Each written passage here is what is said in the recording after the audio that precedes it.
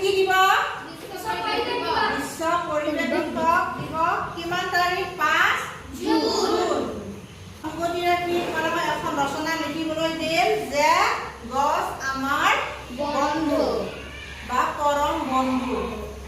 এই গছডাল আমি সদায় যদি পানী দিওঁ, চাফ চিকুণকৈ ৰাখোঁ, ভাল এঠাইত ৰুম, তাত বেৰ দিম, কিছুমানে বাঁহৰ জেওৰা দিয়ে, কিছুমানে কিনা যে নেট পায় সেই নেটেৰে দিয়ে।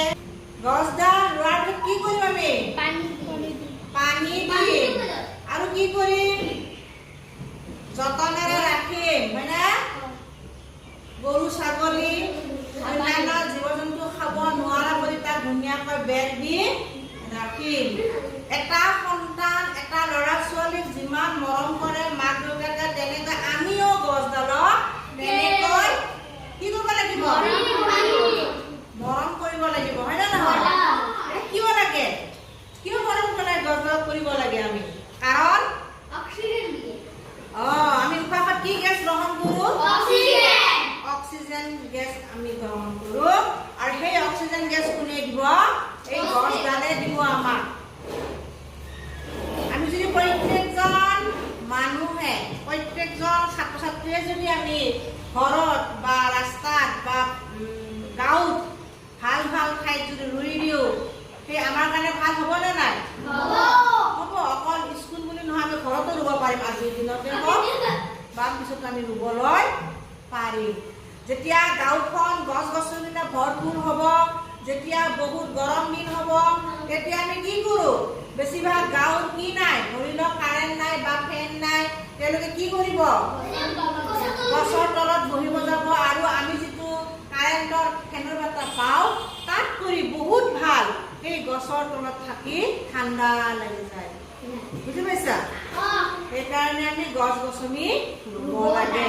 কাৰণ গছে আমাক কি দিব? অকল অক্সিজেন দিবনে?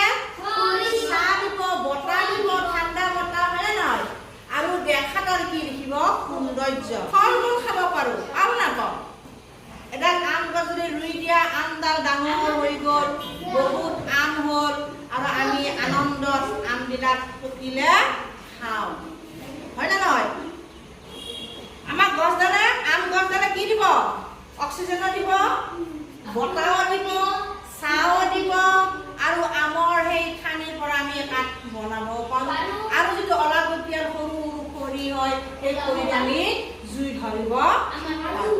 এতিয়া গেছৰ কি হাহাকাৰ হৈছে নে নহয়? গতিকে আমি কেতিয়াবা জুই ধৰিও আমি জুইত কাম কৰি গেছৰ আমি ৰাহি কৰিব পাৰোঁ। এটা কঁঠালৰ এটা গুটিৰে এটা ডাঙৰ গছ হ'ল, আৰু সেই গছডালৰ পৰা আমি কঁঠাল খাব পাৰিলোঁ, কঁঠালৰ গুটি আঞ্জা খাবলৈ পাৰোঁ, আৰু কঁঠালৰ সৰু যিটো সৰু মুচি বুলি কয় ন, আঞ্জা ৰান্ধিও খাব পাৰোঁ, খাওঁ।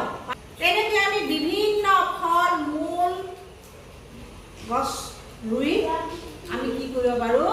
প্ৰকৃতিখন সৌন্দৰ্য বঢ়াব পাৰোঁ, দেখাত বৰ ধুনীয়া দেখি।